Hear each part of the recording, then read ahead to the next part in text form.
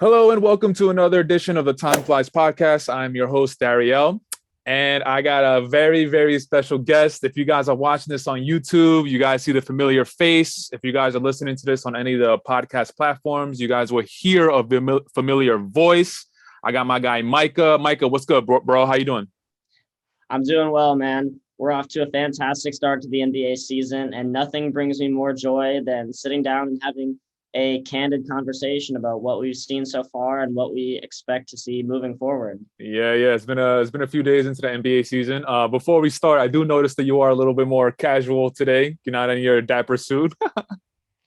That's right. Yeah, today I'm not working in a broadcast booth, so people are not seeing me on TV today. However, this is the closest that I will come to TV because that's essentially what we're making. It just happens to be on a YouTube platform or whether you get your podcast somewhere else. True. But anytime that I can sit down and really just have a casual conversation with another basketball mind that not necessarily thinks the same way that I do, but still understands the way that the game is played. And we True. can have some of those differing opinions that make it so it is actually a basketball conversation, not just necessarily an I agree kind of thing. 100%. Hopefully, one day, fingers crossed, maybe this podcast will be on TV somehow. But anyway, so if you tuned into the previous episode, you know we broke down the Eastern Conference. We gave our predictions for the seedings. That was part one. Of course, in part two, we're gonna get into the Western Conference, talk about all these different teams, obviously. But before we do that, before we hop into that, I do want to talk real quick about the East. There's been a few days into the season, just some observations that I saw and that I kind of want to highlight.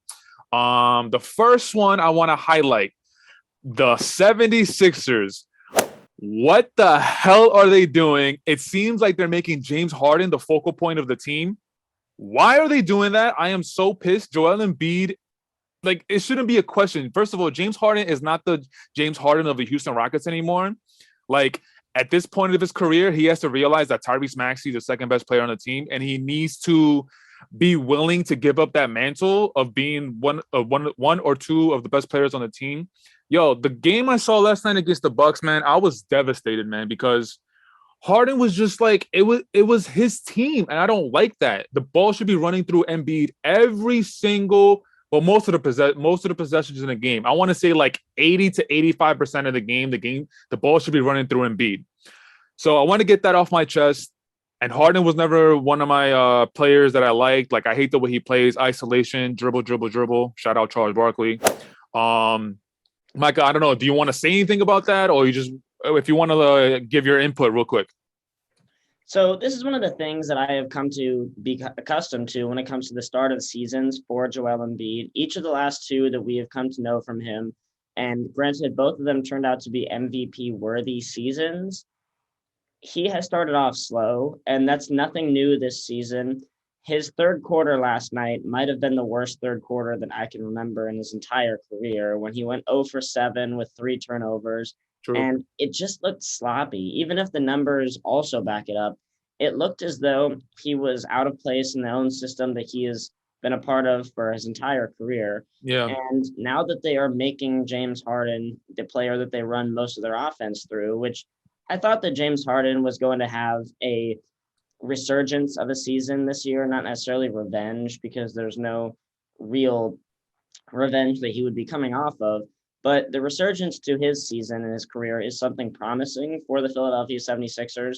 But what they've now had a problem with is a lack of identity. The Mm-hmm. identity crisis for the Philadelphia 76ers is something that they may not be able to address with the given roster. They still have some of the assets that they were able to acquire in some of these trades, as well as the Danny Green move. And there might be a move out there to try and move out of Tobias Harris' contract to some of these teams that we might see tanking towards the middle of the season, who are just Yeah. looking to add a veteran aging player.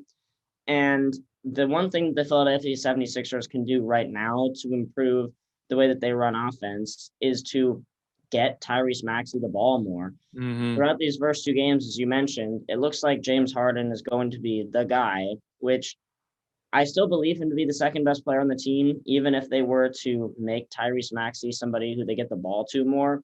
But the way that this team is going to have success is if they actually make their top three guys a legit big three and they run all of the sets through those guys and then start incorporating in some of the other role players. For example, PJ Tucker looks a whole hell of a lot older than he did last He's season. 37, bro. 37, yeah. But even if you were to take away the age, last season with the Miami Heat, he looked like he was about 4 years younger than 36. And now he's actually going back to what his actual age is. Heat culture, So, baby. Your favorite. well, heat culture is something that's my favorite because I don't really know how to equate it. It's not something that you can see. It's Hey just, man, maybe PJ Tucker last season, maybe that might be the prime example. Going to Miami Heat, he's able to move a little better, look a little younger. I don't know, maybe that. But my bad. Sorry to interrupt.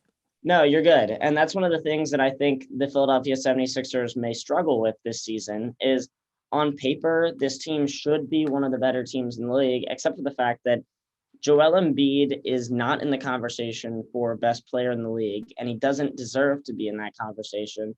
But ultimately, this season comes down to two things. If Tyrese Maxey can make them a big three, they're going to be fantastic. Facts. If Joel Embiid plays like the revenge season behemoth that we should probably see at this point in his career, they'll also be fantastic. But none of those things have really looked like the case in these first two games. Even in game one against the Boston Celtics, Embiid's stat line of 26, 15, and 5, I couldn't feel those numbers at all. And one of the reasons why that is because he has taken too many deep shots. He has really Oh my struggled God. and dropped defensively. And it doesn't look like he is playing big per se. It looks like he is becoming much more of an Anthony Davis type jump shooter.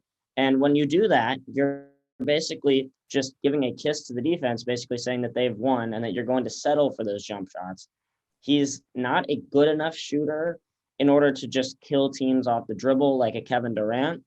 And now you're going to start to see just Joel Embiid needing to go back to some of the things that have worked for him in recent years, which is I'm going to put the ball on the floor, I'm going to get to the rim, and I'm going to get to the foul line. I hate it. My bad. I hate it when he's like, I obviously I know that he has the skills to put the ball on the floor, but like when he gets the ball like really close to the 3-point line and he has to face up and then he does that stupid like that between the legs and then like he pulls up for a jumper. I'm like, dude, man, get your ass on the block, bro. Like, yes, mix it up a little bit, but your game should mostly be on the block. You are a fucking monster, bro. Get on the block, get your Hakeem on, and just dunk on these fools, yo.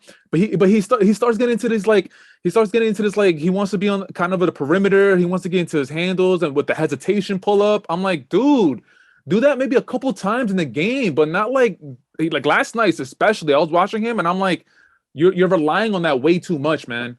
Yeah, so according to Second Spectrum last season, since the team acquired James Harden, they were the number one pick and roll duo in the entire league, Harden and Embiid, in terms of points per possession created.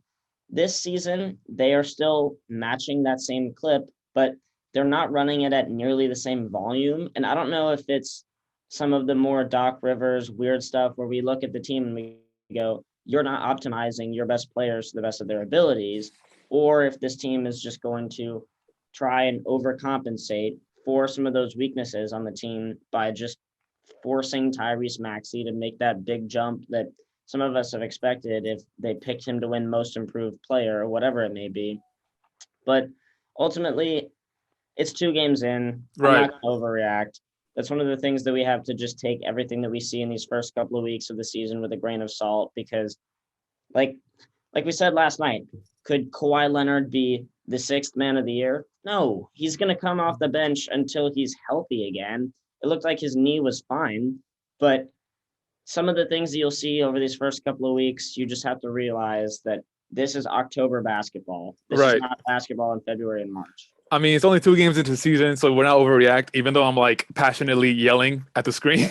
But anyway, I'm a basketball head, baby. Anyway, the second observation I wanted to make about the East is, dude, Detroit, Orlando, they are looking good, man. Really good. I mean, it's kind of funny that like their first games of the season was against each other, and they're like the two to me. Dude, they just impressed me, man. I like Detroit. I like their energy. I like how young they are. I like how up and down they get. Cade Cunningham. I like I said in the last podcast, if you tuned in, just old school, play at his own pace, but he can still put you on the floor. And then Jaden Ivey is coming with that rookie energy, flying through the lane. And then Orlando, you got Paolo Banchero. Like, okay, this guy's actually legit. Like, he's gonna be a legit rookie of the year contender. If not, I mean, again, only 2 games into the season. I was going to say, if not, Paolo Banchero is probably going to sweep all the voters and get the first place votes. But I'm just saying, Paolo Banchero really came on strong. I thought it was good. Like, he just looked like he belonged. He looked like he belonged. Like, he, in the post, he was very, like, just temperamental. Like, he knew what he was doing. And I was just very surprised, man. That was the other observation I had that I wanted to get off my chest. And also, like, I wouldn't be surprised if one of those two ended up as the 10th seed. I had them lower in my rankings and my seedings. I think I had them like anywhere from 12 going on down, 13, 14, 15. But one of those two, I think they're going to land on the 10th spot. And it might, I don't know, I can't call it right now, but I'll leave it at that. One of those two are going to be at the 10th seed. It is still too early to call. However, I must say, on our last podcast that we did together, I picked Detroit to be one of the final 1 through 8 teams. You did 9 or 8, right? I had them finishing as the number 9 seed, but I said I think that they would advance past the play-in and that they would be in that 1 through 8 field where they actually get to play a 7-game series, even if they get waxed by a really good team. So, obviously, one of the more promising things that we saw in that game 1 was the way that the team is going to utilize Bojan Bogdanovic. He's been the number 1 corner 3-point shooter in the league over the last 2 seasons, but he did so in Utah in a system that is designed to optimize pick and roll and 3-point shooting. So now you're going to have a more diverse offense in the way that they're going to be able to attack and space the floor because Jaden Ivey can go 100 miles an hour. Cade Cunningham represents the more contrasting style of guard, which is basically a light Luka Doncic, can we say, where he's going to mix the way he plays, Yes, mixing some step backs. It's a very in control and knows where everybody is on the floor and how to get them the ball in space and runs the pick and roll. At not an elite level yet, but I would assume that he continues to get better and makes strides in that part of his game. And he's one of the better floater shooters in the league so far. So yes, I think that there is a lot to be happy about, but like you mentioned, it's just 1 game. Whatever we say on this podcast is going to be forecasting for the future, not necessarily making too many rash claims about what we've seen over the first game or two. 100%. Last thing about that observation is, I think I mentioned it. I just really like Jaden Ivey and just his energy. I was watching him play and I'm like, wow, first of all, this guy is young and he's fast. And then one of the things that popped out is that he's not scared. Like he just, like I saw one of the moves, I think it was like towards the end of the game, he like put the ball in between his head and his legs, but then he split the defense and then he threw it down. And that move he made it wasn't like a rookie move. It was like a rookie that wasn't scared and almost that like he's just going for it. And then Orlando on the other side, I'm looking at their team. Franz, Paolo, Jalen Suggs stood out to me. Jalen Suggs is another one, second year, and like he's just going for it. Like again, he kind of looks like he belongs to taking some big shots. They got Terrence Ross, they got Mo Bamba. Mo Bamba, whatever. Well, Anthony was just a healthy scratch, and hopefully he'll be back soon as well. Yeah, man. So just very, very, very bright futures. I was very, very impressed. Okay, the very last observation about the East before we get into the West. The Brooklyn Nets. Brooklyn Nets versus the Pelicans for the first game of the season. No need to panic. But definitely got to keep your eye on them because I just didn't like what I saw. I just didn't like what I saw between Ben, Kyrie, and KD. They need more time together to gel, to build that chemistry. But just off of first glance, it just didn't feel right. It didn't fit right. And then KD, like to start off the game, was the only one that was like really putting on, and everybody else was like, "What are you guys doing?" I think he ended up with 27. I don't know his field goal percentage, but yeah, man. And then the Pelicans on the other side is just like, man, they're gonna be scary, scary, scary. Zion, hopefully he's able to stay healthy, but again, Zion coming on strong, just looking like a freak of an athlete. But yeah, the Nets, man, just I'm gonna keep my eye on them because that could go really bad. That could go really bad, and we'll see what happens with Ben Simmons if once he gets acclimated to the team and the chemistry builds. Hopefully, he gets to raise his game. But yeah, that was the last one. If you want to say anything in regards to that, Yeah, sure. I'll add on to that point. The Brooklyn Nets are now this year. One of the things that we've always heard about this team is, oh, just wait for next season when they get healthy, when they gel. Well, right. that time is now. Mm-hmm. So they still have a coaching issue.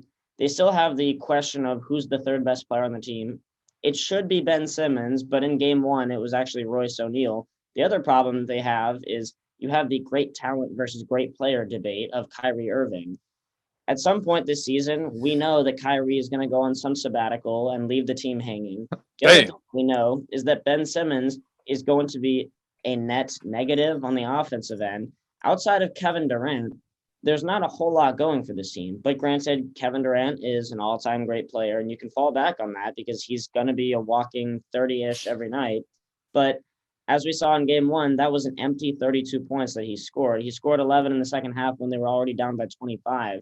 This team is going to need somebody to step up when it comes to being a vocal leader because right now they don't have one. They're going to be a bottom 10 defense again. They have a lot of shooting, but what they also don't have is they don't have anybody to slow down guys at the point of attack, as you saw on full display. They're also a messy offense. Outside of Kevin Durant drilling jumpers, there was no real way for them to create offense. They were not running sets. And it just looked like they were playing pickup basketball in an NBA setting, and that doesn't work. Well, again, we should preface that Seth Curry and I believe was Joe Harris playing or he was out. Joe Harris was out. They okay, had so O'Neal back, but right. Okay, so those two Patty players Mills as well. Patty Mills was playing. Yes. Okay, so Patty Mills, Seth Curry, and Joe Harris. 2 out of the 3 that are the main shooters weren't playing, so I'll give them that. And then obviously they need shooting to surround those 3, especially Ben Simmons. So once those 3 are back and fully healthy, that's what I'm saying. I'm not going to overreact. We'll see how the team gels, but I feel like you were going to say something. Go ahead. Well, I was, because you just named a bunch of guys who are shooters and don't play defense. This is one of the things that they are going to fall into. This is a team that is going to be bad defensively. In the shot clock era, there has never been a champion with a bottom 10 defense. This team is not going to be the first unless they improve on that end, not necessarily internally, but they have to continue to make moves to get better players that are defensive minded. They're not going to be good. They were awful interior defensively.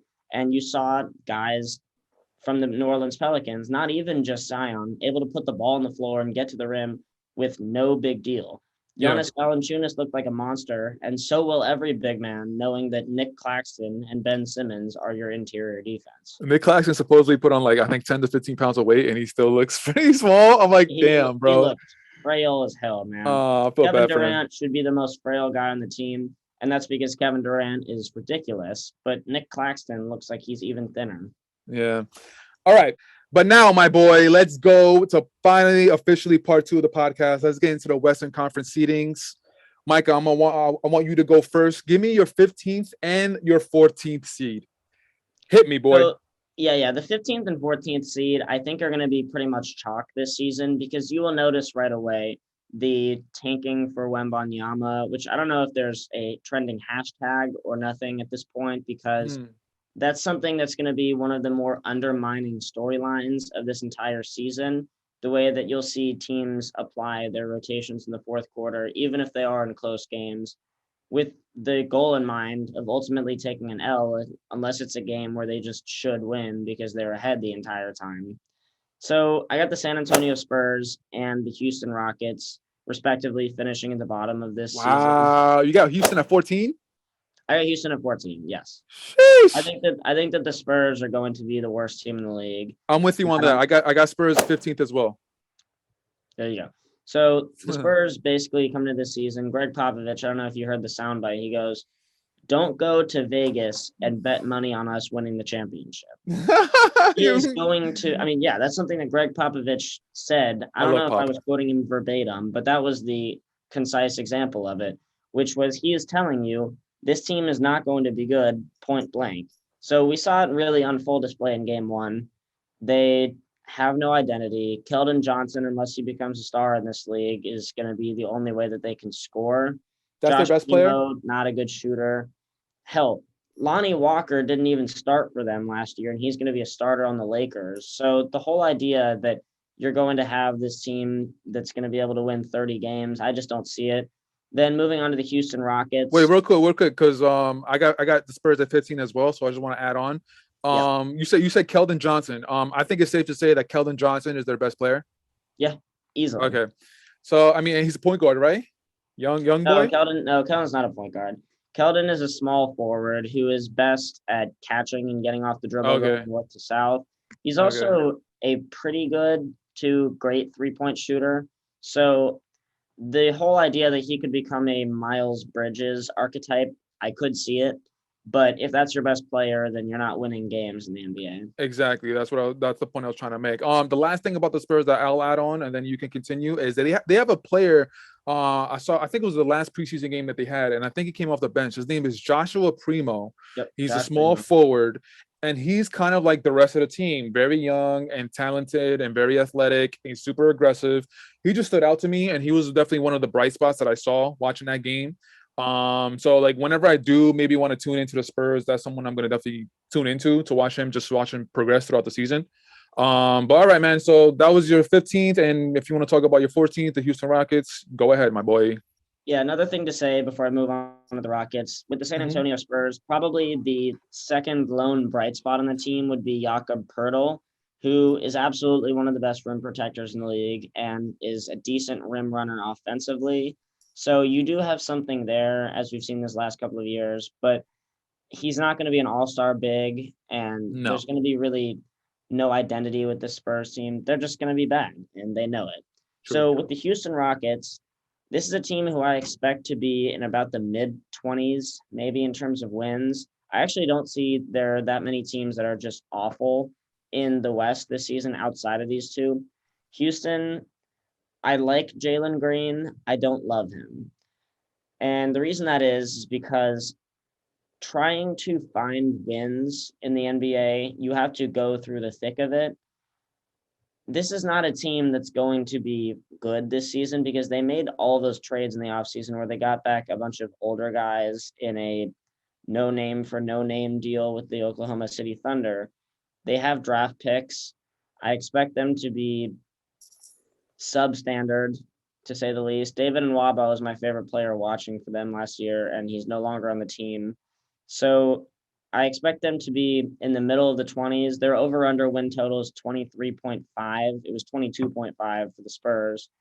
But Houston, there's not a whole lot to work with here. They lack shooting, and they lack floor spacing, which the easiest way to improve a team in the NBA is just to add more shooting, because that way you're able to create passing lanes and driving lanes for teammates.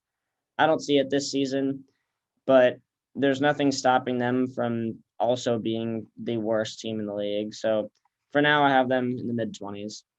Okay. Okay, so 15th, I agree with you with the Spurs, but the 14th, that's where we differ. I actually have the Utah Jazz. Now, the W that they had against Denver, that was a fucking fluke, bro. Come on, that was a fluke, bro.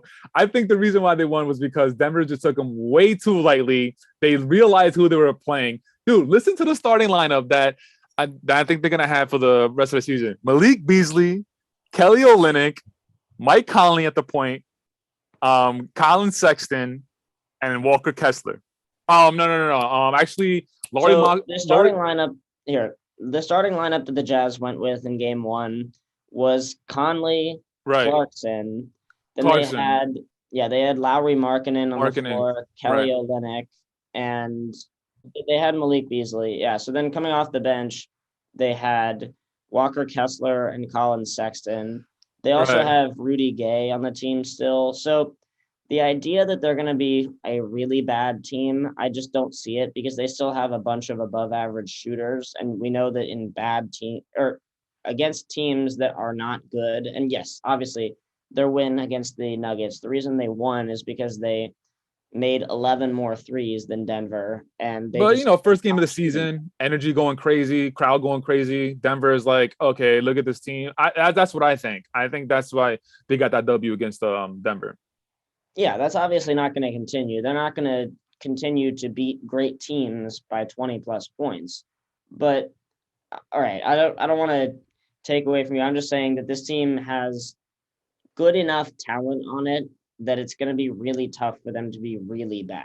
No, I hear you. But another reason why I have them second to last in the West is because I think Danny Ainge is gonna trade everybody by midseason because I think he's really tanking for Victor. Honestly, like the by the time the trade deadline comes, what Utah they're not gonna have a lot of wins, and Danny Ainge is gonna look around, and he's known to be like, "Yo, fuck it, I'm pulling the trigger." So Danny Ainge is gonna be looking around, like, "What is this team? Like, we're gonna have a generational talent coming up in the draft." Like, I just think most of the players on this team they're not gonna be there past the trade deadline. So that's why I have them at the second to last seeding in the Western Conference. But they're gonna play hard. So and their talent is just like they have talent, but it's just like all over the place. Like Mike Conley. Mike Conley is like an older point guard, but he's a starting point guard, and like he's definitely over his like he's reached his peak and he's over his prime. I mean, Colin Sexton is definitely a young bull coming off the bench. Like he has a lot of energy and he doesn't care. He's going straight to the rack, which is cool. But Malik Beasley is like, okay, you're a good 3-point shooter, but what else can you offer? And I never liked Kelly Olynyk. I never liked him. Like he just looks tall and doofy. Like I don't know how he's an NBA player, honestly. Like he could shoot, I know, but like he's not that athletic. Putting the ball on the floor is like you just gotta give him a little bit of a nudge, and I feel like he's like you just take him out of his game. So that's me, man. You want to give me your 13th and 12th? Sure. Yeah. Moving ahead, I think that the 13th team in this Western Conference is not really anything out of the ordinary. I'm also going to go with the Oklahoma City Thunder. I I'm with expect you this on that. team after the Chet Holmgren injury to again punt on the season. Shea Gilgeous-Alexander is one of my favorite league pass players where I go, this team is basically unwatchable, but if I want to watch one of the more crafty and savvy drivers in the league, Shea Gilgeous-Alexander would absolutely be the answer to that. 100%. Outside of him, though, Kenrich Williams, Jeremiah Robinson Earl, and Josh Giddey. Darius Baisley still on the team, I believe. Yeah, he is. They don't. There's not a whole lot to build around there. They don't really have any shooting, so they're also going to struggle to score points. Defensively, without Chet, they're going to struggle because they don't have a center. It's a damn shame he And got injured, man. That sucks, man. it really is. But at the same time, though, if they were to just somehow group Chet and Victor aside from each other in the front court, there's just too much length and size there for most teams to even want to try to attack the rim at that point. But that's a question for another time. I really don't want to spend too much time talking about the worst teams in the league, and I Wait, expect. I agree with you that OKC Thunder's 13th. I have them in the exact same spot. So just to piggyback off you before you move on, dude, you mentioned Josh Giddey. Josh Giddey is one of my league pass players Oh, okay. that I watch Yeah. because I love his fucking vision, bro. He be making some passes where it's like, yo, I think LeBron in like the Cleveland days is the only person that can make those passes. Like Oh, he looks like white chocolate, Jason Williams, if I were to just name anybody. but I just like the way he plays, and I love the passes that he makes. He finds his little pockets, and it's like that's definitely one player that I think they should keep just to build for the future. You mentioned SGA. First of all, shout out to my guy Steph from LA. I mentioned in the previous pod, biggest Clipper fan I met, but he should definitely be smacking himself in the face for trading SGA from the Clippers to OKC to get that bum Paul George. We're gonna talk about that a little later, but I could tell by the look on your face you have a lot to say as well. Am I right? Yeah, well, I was holding up the number 5 for those who are just listening and can't see because that was the amount of first-round picks that were a part of Oh that my deal, god, including man. SGA and those picks to SGA, bro, is the Thunder. I mean, Sam Presti, call him a genius or not, who knows at this point because they're still a roster that's a work in progress and their timeline just yeah, continues to be pushed back year after year after year yeah. because they still really don't have a franchise player outside of SGA. So, yeah, I think No, we both agree that they're going to be the 13th team in the league. yeah, and Moving SGA is on, just a real quick. It's just a damn shame that SGA is like. I don't want to say he's wasting his prime years, but like it's getting close to that. Like this is third season in OKC, so he's been there for 4 seasons. This is his fourth or fifth season. this will be his 4th season with the Thunder. Okay, so it's a fourth season with the team, and you haven't really done anything with his talent, like Sam Presti, obviously regarded as one of the best GMs, all these draft picks, great. But you gotta at some point you gotta do something, bro. So that's that. If you want to move on, go ahead, my boy. Yeah, so at this point, I think that there's going to be a little bit of a divide in terms of how good the teams are. My 12th seed in the Western Conference is still going chalk here. I have the Utah Jazz. Mm-hmm.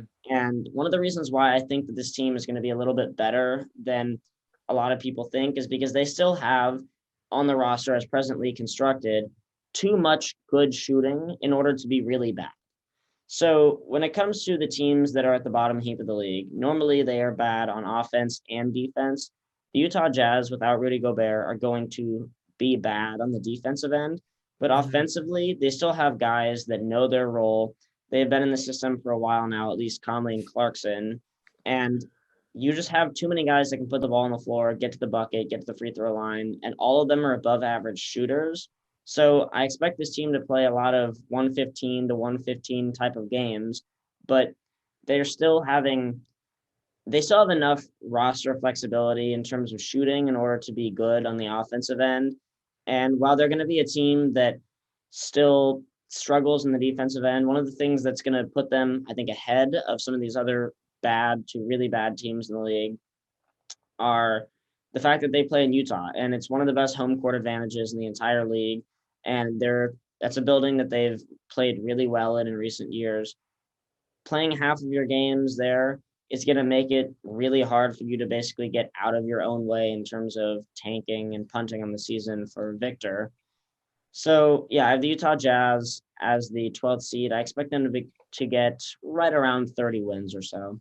One thing, so my 12th is different than yours. But one thing I want to add or piggyback off what you're saying when you were talking about the Jazz, you said that everybody knows their role. Are you sure Colin Sexton knows his role? Because I feel like he's trying to take those like I feel like he's trying to take that star player mantle, even though he's not a star player. Like, yeah, I think he does know his role because that's the role that the team is going to carve out for him. They really don't have an identity on the offensive end, but what you do have is you have a bunch of guys that are going to be aggressive. And when you do have a team that's talent-wise under the league average, that's one of the things that Colin Sexton may be able to thrive in. That was his role when he was with Cleveland before the injuries. And now that he has returned, being that young bull archetype of I'm going to be aggressive, I'm going to put the ball on the floor, get to the free throw line, and get to the rim. Those are all things that he has done really well throughout his career. what do you think about Colin Sexton as a nominee for most improved? Because I think this is a really good opportunity for him. This is a really good opportunity for him. I think that it's going to be difficult for him to win most improved versus comeback player of the year. And the reason why I say that is because most improved guys or most improved players are not guys that average 24 points a game before an injury. So winning the comeback player of the year, I think, is much more attainable, especially given the fact that the Utah Jazz are not going to limit the amount of touches that he gets.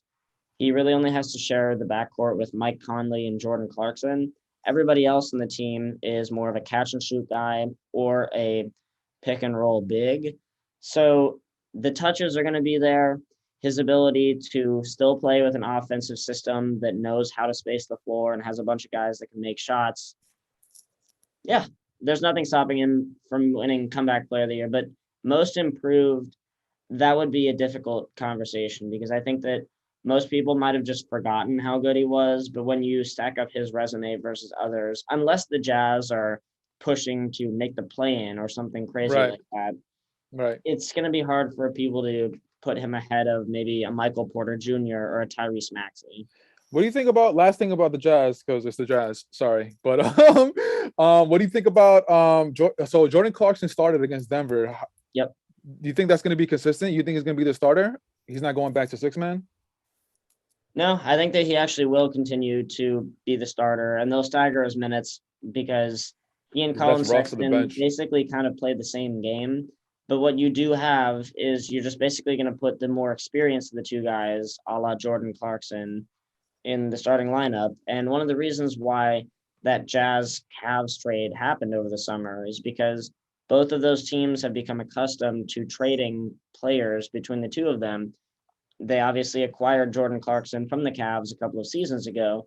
And after one game, if you were to just weigh that trade versus some of the others that happened this offseason, Colin Sexton, Oshai Abaji, who did not play in game one, but I would expect him to over these next couple of weeks. He's not hurt. He just was just a healthy scratch. And Lowry Markkinen plus all of the picks.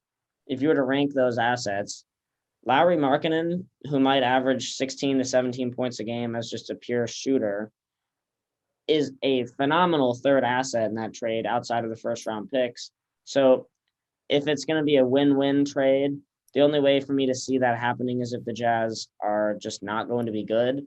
But they got some good pieces back, and I expect them to be the 12th seed in the Western Conference. Okay. So for my 12th, I actually have your 14th, the Houston Rockets. I think it's gonna surprise people, man. They're super young. I mean, I was watching their preseason game. Again, it's preseason. Jalen Green, he put on some more muscle on his body, super athletic, and I did see him improve in his game from last season. So I think it was the last game against the Indiana Pacers. He dropped 30, he dropped 30 something, 31 points. And he shot 4 for 7 for 3-pointers. Again, it's preseason. I get it. The competition is not going to be really there, but it's something to look at. It's something to maybe hang your hat on because it's a second season. He knows he has to improve his game. He is one of, if not the leader of the team, the face of the team. And I just really like what I saw. And plus, they have a whole bunch of young studs, man. They got Kenyon Martin Jr., who's a pogo stick, Josh Christopher. They got Kevin Porter Jr. And they have, might be, Jabari Smith, man. Like, I feel like in the Rookie of the Year conversations, like, this guy is just, like, not talked about anymore. But, like, if you look at him and prior to the draft, like I feel like he was making a lot of noise, and then all of a sudden the draft hit, Paolo got drafted, Chet got drafted, and then like his name kind of got lost in the mix. And now with the whole Victor Wembanyama conversation, I just feel like his name got lost in the conversation, and he was regarded as a really good player coming out of college and especially high school as well. He went to Auburn, I believe, right? Yep, Jabari Smith came from Auburn. People mentioned the next Kevin Durant when it came to his comps coming into the league. So after one game, he did look good. I expect this team to be a little worse than you forecast, but if you had to pick a record for the Houston Rockets, what would it be? What's their over under? So the Houston Rockets over under is tied for the second to last in the league with Indiana at 23.5. Yeah, I'd say like 25 to 27, one of those in between 25 to 27 games, something like that. But yeah, I just think and they're super young, so there's energy, and they're going to be like running up and down the court, alley-oops going crazy. So I just think effort, like we talked in the last podcast, could get you far, and they are going to be trying for like a good portion of the first half of the season. So Houston Rockets, don't disappoint me. All right, Micah, now we're on to the number 11th and number 10th. You want to go, my boy? What you got? Sure. Yeah, absolutely. So here's where I draw the line between the bad teams and the teams that are respectable to watch on just a Tuesday night in January when you have nothing else to do. So moving on to the 11th seed, I expect this team to be better than they have been in seasons past. Don't disappoint me, but I'm going to say the Sacramento Kings. Okay. Yes, this team has gotten better with their roster, but once again, I expect them to be bad on the defensive end. Here is the time in De'Aaron Fox's career when you basically look at yourself in the mirror and you ask, what am I going to become? Because he has now been in the league for as long as Donovan Mitchell and Brandon Ingram, Donovan Mitchell and Brandon Ingram. So there needs to be the conversation now of what am I becoming versus what have I been in the past, which what he's been in the past is not good enough to be a lead anchor offensively, which is why they had to make the decision between him and Tyrese Halliburton to be traded. With Domantas Sabonis still there, I expect them to have an offseason where they've gotten better in terms of running their pick and roll sets and being able to run more offense through Domantas. I like Terrence Davis. I like Davion Mitchell also to get a little bit better offensively. He was struggling to get minutes last season, and I don't expect that to be necessarily much of an issue. But one of the reasons why I'm just watching this team more than a lot would be Keegan Murray. Oh, I think it's the Kevin Herter. Oh, well, Kevin Herter was hitting step back threes. The which is Red not something Mamba, baby. Red Mamba. But anyway. Exactly. But yeah, Keegan Murray, more than anything, I think is one of the more intriguing rookies this season. And he has a lot in his tank in terms of being able to do things at a more seasoned level than most rookies in the way that Tyrese Halliburton was hyped up a couple of years ago. Now he's going to be able to step in and play that same role in this team. I expect them to be better than their win total as well. I would probably go over their 33.5 projection. Okay, so that was your 11th. What's your number 10? First team for you play-in tournament? Yeah, first team in the play-in tournament for me. This is tough. I know where you're going, but go ahead. I don't know if you know where I'm going. I actually think that this is a team that's going to make more of a regression from a season ago. But this might be one of the more cynical views and more bold predictions that I have for this entire season. But I think that the Dallas Mavericks. Oh, shit. Yeah. Yes. Whoa. Hear me out. It has nothing to do with Luka Doncic. I just think that the Western Conference is as loaded as it has been in years past that I can remember. And every single team that I have ahead of them, including the dreadful Lakers, who have been awful, and I know that I'm probably going to punch a wall after saying this. Yes, I expect the Dallas Mavericks to be the number 10 seed in the Western Conference and be the very last into the play-in. I also think it is more likely that this team doesn't make the 1 through 8 than they are back in the conference finals. And one of the reasons why I say that is because I expect this Christian Wood deal to be a total flop. We saw the way that they were up 20, obviously, and they looked great for the first 3 quarters against the Phoenix Suns. But outside of Luka Doncic, they don't have a way to create offense. Losing Jalen Brunson for nothing this offseason, I think, is going to totally backfire. I don't expect them to be the best offense ever, as Nick Wright predicted on his First Things First show. I expect this team to take a huge step backwards. I expect Luka to still be phenomenal, but I expect this to be one of those seasons where you go, man, outside of Luka Doncic, they didn't have any way to create offense, and it was purely obvious right away that this team was just more likely going to be a team, like I mentioned, that misses the 1 through 8 than they're more likely to not be in the actual playoffs versus the play-in than they are to be back in the conference finals. Wow, Dallas Mavericks, huh? Yeah, I did not think you were gonna go there. You're right. That I gotta take a second. Number 10? Yep. That's crazy, well, okay, my boy. That's crazy, but you know what I mean. That more or less crazy than me thinking that the Pistons are going to be in the 1 through 8 in the Eastern Conference? To me, Dallas is crazier. Yeah. That's crazy. All right. I need it. You've let it sink in, even if it's too surprising. I needed a second, bro. That was crazy. Nah, I respect it though. I respect it. All right, bet. My 11th and 10th. I'll start off with my number 11. So, man, I want to talk about this team so much. Okay, so before I get into my spiel, I want to say that for most of my seedings, I've done prior to watching the first few games of the season. And I'm really trying to stick to that list, but there's going to be a few changes. I only made like 1 or 2 changes, not a lot. But this is one of the changes I made this morning. My number 11th, I got the Los Angeles Lakers. Get them the fuck out of here, bro. It's bad. It is bad. Micah, it is bad, man. LeBron has no help whatsoever. AD he got hurt again, man. He got hurt. I mean, obviously he didn't leave the game. Yeah, he didn't leave the game, but he took a really bad crash onto the floor. We hurt his back, and then the next few minutes you saw him grimacing and limping up and down the court. And I'm like, oh my god, this guy's he might be out the next game, a couple games, but whatever. He's just frail, man. I think it's done, man. I think it's done. I don't see him getting back to the conversation of top 5 best player in the league. I don't see it anymore. And it's strictly off of health. I just don't think he's gonna be able to keep up anymore.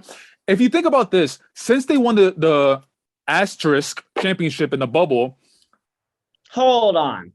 That championship does not deserve an asterisk. That was ah, the team that they were the number one seed in the West and they had home court stripped away from them. Come on now. There's no way you think of that championship as an asterisk. they had 4 months break, bro. Everybody had 4 months break, but Everybody did. Like all I right. mentioned, they had home court stripped away from them. No way you think that. They were not with their families for that long, only focusing on basketball. They had to play basically pickup games with an NBA atmosphere. There's no way you consider that to be less of a No, championship. no, no, no, no. I never said no. I didn't say less. I didn't say less. Oh, It's okay. just All right. no, no, no, Normally, when no. people say asterisk, it means they're trying to, Belittle it. yeah, belittle it. Exactly. Yeah, Yes. no, no, no. It's a championship. Don't get me wrong. It's a championship. They can brag about it. It's a chip. But to me, if you're gonna brag about it to me, I'm not really gonna fall for it. I'm gonna be like, yo, you won it, but you could bring up so many excuses. That's me. Okay, so what I was gonna say is that since the bubble championship, the next 2 seasons, it's been injury after injury after injury after injury. And I just think honestly, I think AD's body is like, I just think it really took a toll on him. And I just think like any little thing that happens to him is gonna be like the amount of time it's gonna be out is gonna be a little bit more intensified because his body is just like it's just getting beat up so much. And on top of that, right now he's playing the five. He doesn't like playing the five. He wants to play the four. And when you're the five, you're gonna take more hits throughout the season. And that's why he doesn't want to do it. But he has to do it because it's the betterment of the team. He actually said that in a press conference that I saw that he's like, Coach Darvin Ham wants him to play the five and he's willing to do anything for the team, which I appreciate, but it's gonna hurt him. Another thing is my God, man, the shooting around this team is okay. The shooting for the starting five that they have right now, the shooters that they have, air quotes, they have Lonnie Walker, um, Bad. yeah, bad. Patrick Beverly, come on, bro, Really bad. really bad, and Russ. The That's the worst. yeah. Those are the three besides AD and Oh, LeBron starting and five.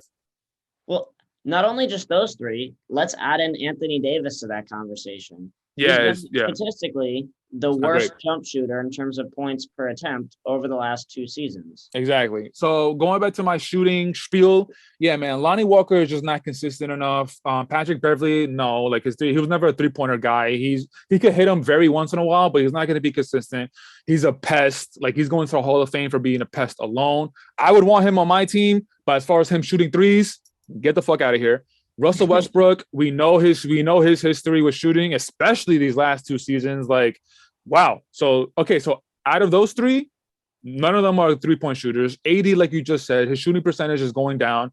LeBron is the only shooter on this team on the starting five, bro. Yo, and watching last night's game, I saw LeBron's face, man. It was so defeated.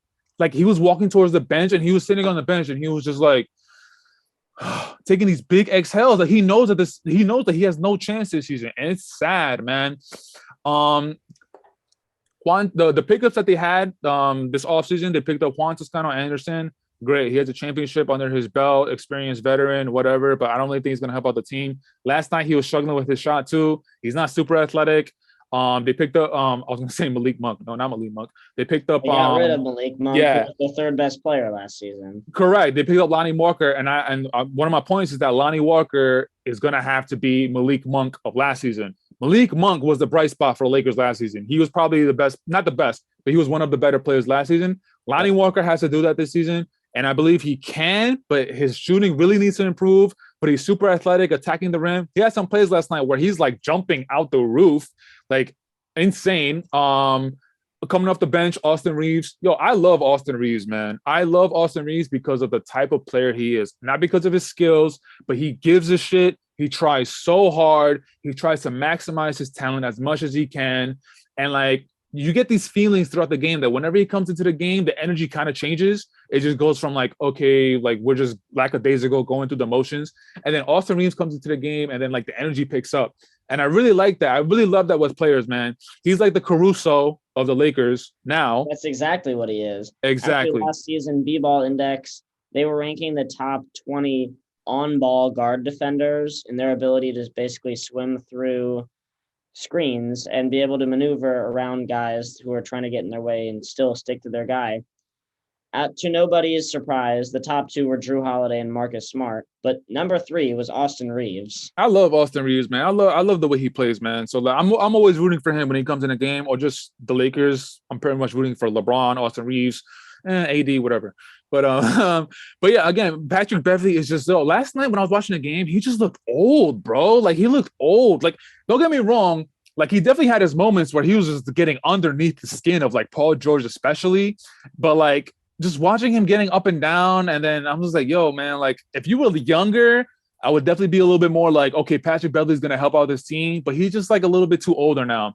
And Russell Westbrook, man, I'm not talking about his shooting. I'm not talking about all that shit because we all know about that. But I want to talk about what he said. I don't know if you noticed the season opener. It was him. It was the Lakers against the Warriors, and then the commentators were saying how like going into that game, he had a little bit of a hamstring injury, and it was kind of lingering, but he was playing through it. And I heard throughout the telecast that the reason why he thinks that hamstring happened is because the last game of the preseason he came off the bench, and he was saying that his whole career he's been starting. So now coming off his bench, his body didn't really know how to acclimate. I'm like, dude, what are you saying right now, bro? Get the fuck out of here with that. Like Westbrook, like stop. Like he like I feel like he's in his own world where he's like, I'm only a starting player in the NBA. I'm never going to change. Nobody can ever talk me out of it. And like that quote is like perfectly exemplifies that. It's like, dude, you're blaming an injury of coming off the bench? What are you talking about right now? Like, no, it just hamstring injuries happen. I don't want to say he's out of shape because I don't think he is, but like hamstring injuries happen. Don't blame it off because your body didn't know how to acclimate in your whole career. You've been a starter. Like, what is that, bro? And then on top of that is like, but I do feel bad for him, man, because like every time he touches the ball, I feel the audience through the TV, bro. I feel the audience like shriveling up. Every time he's about to take a shot, I hear the moans in the audience, like, oh no, don't take that shot. And it sucks that like he's getting Frank Vogel, they fired. Obviously, he's out of here. But they also used Russell Westbrook as a scapegoat as to why the season was horrible last season. And don't get me wrong, he was definitely a reason why, but he's not the reason why. And it's like leaking into the season, and that's not fair.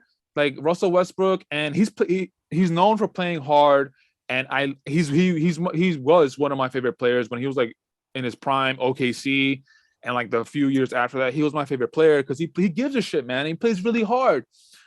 But like I just don't like how they're using him as a scapegoat, and like he's fucking up the chemistry of the team. He can't play anymore. And I'm like, yo, it's not that. It's just the fit is terrible. And like I know that all this shit has gone to his head because like when he gets the pass to shoot, he's hesitating. And like that is all mental. Like you can't hesitate when you get the shot. It has to be in motion. And Russell Westbrook is a fucking MVP caliber player. And to look at where his career is right now, I feel really bad for him, man. And I give him a lot of respect for just trying to play through. But it's just he has a lot stacked against him, man. And I feel really bad. But all in all, yeah, I know I went on a rant, but all in all, the Lakers, man, I really have them outside of the plane because the talent that they put around LeBron is just embarrassing, man. Like, no, the shooting is abysmal. And then you got fucking Damian Jones as the second big man. Thomas Bryant was injured, I get it, but like even when Thomas Bryant is healthy, you got Thomas Bryant backing up AD. Like, are you kidding me? And then like, and all the other bench players, you got Kendrick Nunn. Like again, it's only two games for the Lakers into the season, but like he really needs to step it up just for them to have a kind of good season. I'm tired of talking about the Lakers that you hear from my breath, but that's my 11th. My number 10, I actually have the Sacramento Kings as the first team in the play-in, baby. I got the Kings. I've always said this. I've always wanted to see the De'Aaron Fox in the playoffs, so hopefully he gets a chance to play in for the playoffs. But yeah, man, I want to piggyback like what you said. De'Aaron Fox, like he has a lot to think about what the type of player he wants to become, as to compare to the type of player he is. One thing I want to highlight is that game against who they played for the opener. They played Portland. So they lost to Portland. Yeah, that game against Portland, man. Like one of his knocks is that he has really bad crunch time decision making, and that was highlighted in that game. Like, he was playing great. I saw a lot of the highlights. I saw like a recap of the game, which was like 13, 14 minutes. So it showed me like a good amount of the game. And like the first 4 quarters, he was playing good. But then when it got into really crunch time, he missed like 2 important shots. He had 2 really bad turnovers, and that's been his knock. So he's really gonna have to like change that up if he wants to be the leader of the team, which apparently he is. I really want to see him in the playoffs because I just really love his talent. I like his speed. I like his athleticism, and I really think like once he gets into that playoffs and gets that experience, I feel like his career could like turn and get into another whole nother trajectory. I feel like another good thing is that Mike Brown being the head coach. I like that pickup. Mike Brown's he's a proven coach. He's been to the finals, obviously, right? Yeah, that was Mike Brown. Yeah, 07. Okay, so he's been to the finals. I mean, he had LeBron or whatever, but I think he's a solid coach, and especially for this young Kings team who needs some sort of guidance. I think that's a really good pickup that the Kings did. I like the players. Harrison Barnes being a good veteran. Domantas Sabonis being one of the better bigs in the league, pairing up with Fox. Towards the end of last season, they were one of the better duos in the NBA. Yeah, man, I just like the look and feel of the team. Hopefully they can be a little bit more consistent this season. They picked up Malik Monk, which we talked about, who was the better player for the Lakers last season. Hopefully he could bring that spark to the Kings this season. Keegan Murray, who didn't play in that season opener, but he's one of the players named in the Rookie of the Year conversations. And honestly, like, I've been hearing a lot of noise about him being a Rookie of the Year, period. So I feel like he could contribute to the team. But yeah, man, that's what I got. The 11th, the embarrassing Lakers. Number 10, Sacramento Kings. I really want to see them in the play-in / playoffs. So that's me. Moving on. Go ahead, Michael, my boy. Yeah, so I also mentioned the Dallas Mavericks as my 10. My number 9, I don't have to say anything else besides the name of the team, which is the Los Angeles Lakers. They've been abysmal, but I expect them to make a move once and for all. But if not, that could totally backfire, because if they don't make a move, this roster is irrevocably broken and it's not going to change. So unless it does change, not necessarily the way that they gel together, but just the personnel itself, there's nothing to talk about. Austin Reeves for MVP, baby. Let's settle for 7th man of the year. 7th? Yikes. Yeah. Okay. He's not going to be the first guy off the bench. That's going to be Kendrick Nunn. But it should be Austin Reeves. It should be Austin Reeves, if you're asking me. Moving on to the Portland Trailblazers, who I expect to be the 8th seed. And this is a team that's going to be better than they have been defensively. Anthony Simons is one of the better defensive guards in the entire league. And he gives them a new element that they didn't have when it came to the Dame and CJ combo. Anthony Simons is much better as a point of attack defender, and the way that he's able to catch and shoot. CJ McCollum was much more of I'm going to get the ball and create shots for myself. Anthony Simons plays off of Dame better than I think Dame has had in a while in terms of a supporting cast member. I also think that this team is going to be better in the front court. Jeremy Grant is going to bring an element to this team that they really have not had since they had LaMarcus Aldridge right at the beginning of Damian Lillard's career.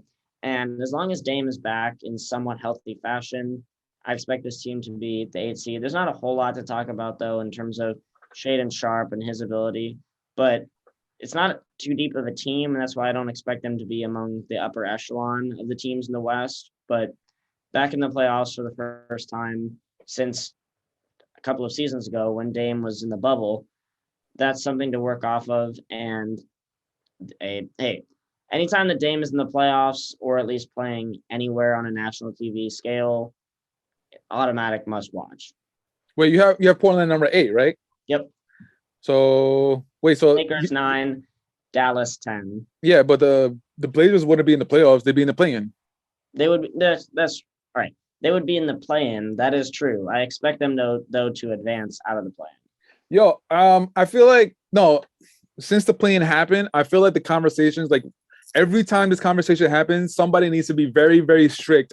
Playoffs and play-in are different. True. You do have to be top 6 in order to escape the play-in. Correct, exactly. So that's why I just wanted to throw that. When you said playoffs, I was like, playing. Yeah. No, you're right. Back Anyway, in the play-in, but I expect them to have won one game, which I is got all you you. need in order as an 8 seed. Correct. Okay, so my eighth seed is your my ninth seed is your eighth seed. I got the Blazers. Um, yeah, not really a lot to talk about. Chauncey Billups second season. Hopefully he can improve from last season. Damian Lillard coming back. Supposedly he's healthy. He had that abdominal surgery last season. That's why he was out most of the year. Really young. Anthony Simons. He it was pretty much his team towards when Damian Lillard left the team last season. He showed what he can do. He has a lot of upside to him, but he needs a little bit more experience. Jeremy Grant, great pickup, but I just don't see them making a lot of noise this season. And honestly, no, I was gonna say that listing them ninth is kind of generous, but actually, no, I think for me, I think that's perfectly placed. They'll be in the play-in, but I don't know if they'll actually make it. Last thing I'll say about the Blazers, I've never really liked Nurkic as their big man. Like, I've never like he just is the same thing every year, and I get it. That's the type of player he is. But like, I feel like when you talk about the better bigs in the league, his name comes up. He's definitely not like 1, 2, or 3, but his name comes up, and it's like, okay, but like, what has he really done? He was an integral part of that Dame, CJ, and Nurkic team, but like, what happened? They got swept in the Western Conference Finals without a healthy KD, I believe, or Yep. Steph, or one of those two. Like, what's up? And I just never really liked it, man. They did pick up Gary Payton Jr. He didn't play in the season opener, but that was a good pickup. But yeah, that's all I got about the Blazers. So my number 8, I don't know, this might be a little surprising to you. I got the Phoenix Suns. Okay.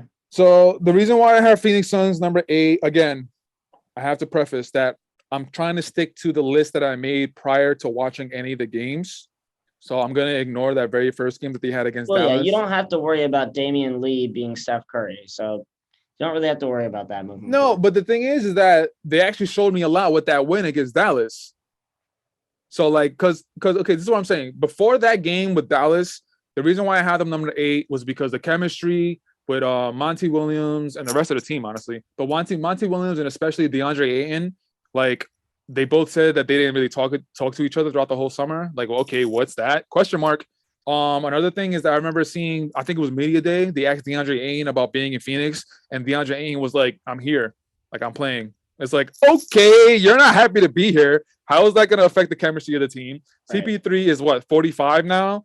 Like, he's not LeBron. He's not going to He's be not able in the to. retirement home, but he's at least knocking on the door. He's knocking on, and this time, and this, especially this season, it's a loud knock. Like, that first game against Dallas, it's just, I was able He to got see it a benched little in bit the more. fourth quarter. Yeah, he didn't play during that comeback, and it was like a really, really hard knock. Devin Booker, I don't think you can win with him as being your best player on the team. I don't know, man. It's like, he's a really good scorer, but I don't know if he makes his team better. I don't know if you want to add to that. So I don't know if I want to add to that necessarily. I have him ranked as the 11th best player in the NBA, just ahead of Damian Lillard and just behind Jimmy Butler. But that's basically where I expect him to be for most of the season. Unless he becomes a legit superstar, there's really nothing to talk about this team because they are the same team they have been in years past. They are losing Jay Literally. Crowder most likely at this point. We'll see if he actually He's does not get coming. moved. But as of now, they're just going to lose him for nothing. So Yeah. that's another bigger bodied wing that was part of their identity these last couple of seasons. So I have them a little higher than 8, but I respect that pick. Yeah. So again, I had him at 8, but the reason why, after watching their first game, the reason why I think that's kind of an important win is because they were down by 20 for most of the game. And if they lost that game, I really think the season would have been fucking, like, it would have been I think downhill. that one game would have swayed the entire season. No, not the entire season, but most of the season. But the thing is that the way they were playing, they were like, they got smacked in the mouth last season by Dallas, especially in that game 7. Nobody expected them to melt down like that. And then you come back for their season opener and you're down by 20 again against Dallas, who fucking bullied you, and you're just conceding to them. So like the energy of that game and the way they were losing, I just felt like it could have added to the chemistry being broken with the team, the whole cloud above CP3. It could have added to it. That's why I'm saying that if they lost that game, like that, the season could have been really shaky. But since they won, it showed me that they actually really give a shit. They really care about the team. They really want to make noise. So I maybe it wouldn't be a much difference. I probably would have moved them to like, I don't know, 6. But for now, I'll keep it on number 8. Phoenix Suns, and also I think their window has passed. I think they fucked up messing up the last 2 years. I think they should have really tried. They should have really won that finals against Milwaukee. I think that was their prime opportunity to win. Last season, I didn't really believe that they were going to win the championship. But okay. Yeah, so number 7, start here. I also have a team that's going to make a bit of a regression this season. I have the Memphis Grizzlies finishing as the number 7 seed. So me and you I both. don't like the move of losing DeAnthony Melton for nothing. Jaren Jackson Jr. is already hurt. Unless Desmond Bane were to become much better in terms of honestly just shooting the ball more, I expect this team to be one of those that just overplayed last season, overperformed, and are going to come back to earth a bit this season. I also expect Ja to be among the MVP conversation. However, on the outside looking in of that upper echelon of superstars in the league still, because this is one of those teams that's, once again, I believe, going to struggle on the defensive end. They were one of the worst rebounding teams last season, as much as that's difficult to believe. And this is just one of those things where I think they're going to be a non-beneficiary of a really strong level upper echelon of the Western Conference with teams that we'll get to a little bit later in the broadcast, because if for nothing else, it's more of a cynical view, but they still do not have a legit secondary score around Ja Morant, which for one is going to be a problem given the fact that he's difficult to contain, but what he still doesn't have is a strong left hand. So you're going to see teams in a playoff setting or even against better teams in the regular season be able to guard him differently now that there's a full year under his belt of him playing really well. And now one of the things that this league does to you is it's a reactionary league. As soon as you debut a new move, you're going to have to move on to a new one because the league gathers film, gathers data, and then guards you differently. So they beat the New York Knicks in game 1 of the season, but it was evident in that game everything is going to fall on the shoulders of Ja. 100%. Yep. Number 6. Wait, my bad. Before you move on, because I had Memphis Grizzlies as well as number 7. Just a couple of things I want to add on to why I think they're number 7. Kyle Anderson, aka Slow Mo. I've always liked this game. Yeah, no, they moved him. He's in Minnesota now with Timberwolves. I've always liked this game. He's definitely a veteran by now, but I don't really. They're a young team. I don't really see a lot of veteran voices on the bench or on the starting 5, whatever. Every team he's been on, like he's on the Spurs, Memphis, and now Minnesota. Are those the only 3 teams he's been on? I can't say for sure, but those are the only 3 that I can think of right now. Okay. I just always felt like he had a really calming presence, a calming voice, and especially with the way he plays. Like he never gets sped up. He never goes extra slow. He always plays at his own pace, and he was always a solid contributor to the team. So I think that was a sneaky let go. So I really think they're gonna miss him a little bit. Another thing I want to point out is the way Ja Morant plays. So like you just said, most of the season is going to be really about him. He's going to have the ball in his hands the majority of the game for the most of the season. And I'm getting Derrick Rose athletic, reckless abandon vibes, and I'm getting scared for him because I love those highlight plays, but knock on wood, and obviously I'm not wishing for anything bad to happen to him. Yeah. But when you're that athletic, when you're very herky-jerky, when you're jumping that high, when you have to land, like, it's just the odds of you getting hurt are higher than most, and he's a little bit injury-prone, to say the least. He's been out, like last season, in the playoffs, like with his kneecap or whatever, and then he's also had other injuries. Man, I really hope he can stay healthy for most of the season, but I'm just a little scared about that. And yeah, he doesn't, his team, Desmond Bain, like he has help, but I just think with Giant Jackson being out, I think it's really gonna hurt him, and that's why I have them at 7th. So my bad. Go ahead, bro.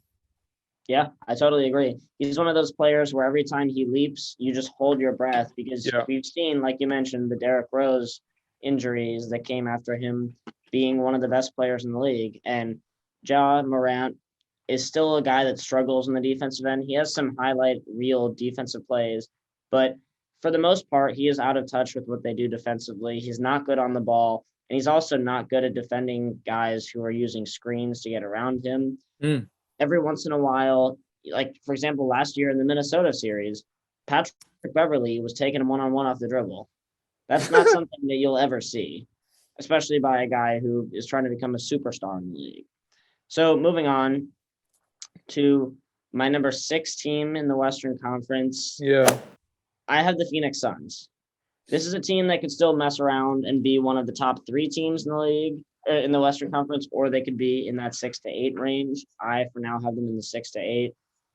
For all the reasons that you mentioned earlier, we don't have to spend too much time on them because they still have the makings of the roster that they had a couple of seasons ago, as well as last year. And they're also a team that has had a really rough offseason when it came to DeAndre Ayton wanting out. Then Indiana makes their offer. The Suns decide to match it. They don't talk all summer. Jay Crowder requesting a trade because Cam Johnson was threatening to take his spot on the starting roster. I don't like the fact that they lost JaVale McGee as well, who was one of their better players of all last season. True. Chris Paul is getting older. They brought in Jack Landale to replace JaVale McGee, which gives them a shooting big element that they really haven't had. But that's not really something that's going to put you over the top. I think that their wing depth is weaker than it has been. And unless Devin Booker were to become a superstar, which he's still on the outside looking in of that club, then this team is going to be really good because they're going to win games in the regular season. But the number 6 seed is just barely outside of the play-in, and that's where I see them finishing. Also, Phoenix, to me, my eyes, the eye test, I don't see the same type of chemistry that they had the last 2 seasons, especially in the regular season. I know it's only the first game. I get it, but I look at the body language. I look at how like people are high fiving, how they're like just being very cheery, and I didn't get that vibe with their first game. First game, we'll see how the season goes. Whatever. Yeah, starting out with number 5, I have the New Orleans Pelicans. Okay. All of their best guys seem to miss time every season, and that's a concern. However, when this team is fully constructed as they looked in game 1, they're going to be a force to be reckoned with because they can play a lot of different ways. They're also good at a lot of different things. Defensively, they looked in touch. They were connected on all fronts. I even like Larry Nance Jr. and Jose Alvarado giving them a punch off the bench. They still have Devontae Graham and Trey Murphy. So that's a decent to really good bench group outside of the fact that their starting lineup has about as much really good star power as we see in the league right now. Zion Williamson back from injury. He is obviously the biggest X factor, maybe in the entire league this season, because he's an absolute 25 plus every night because nobody wants to deal with the brute force that he brings, especially in a regular season game. And Brandon Ingram has taken steps forward in his game, as we saw on full display, not only in game 1 of this season, but in the playoffs last season. You can run an entire offense through him because he's just a play breaks down, I'm still taller and can shoot over you guy. And CJ McCollum, it took him a little while last season to realize what his new role was as the full-time point guard with this team. But now that he is that focal point in terms of bringing the ball up the floor and getting guys the ball in space in opportunistic situations, everybody understands their role. They're terrifically well coached, and I expect this team to be the 5 seed in the West. Okay, so for my number 6, I have the Pelicans, but I'm not happy about that. Again, this is prior to watching any of the games. I think the Pelicans are going to land higher than number 6, definitely in the top 5. That's my opinion.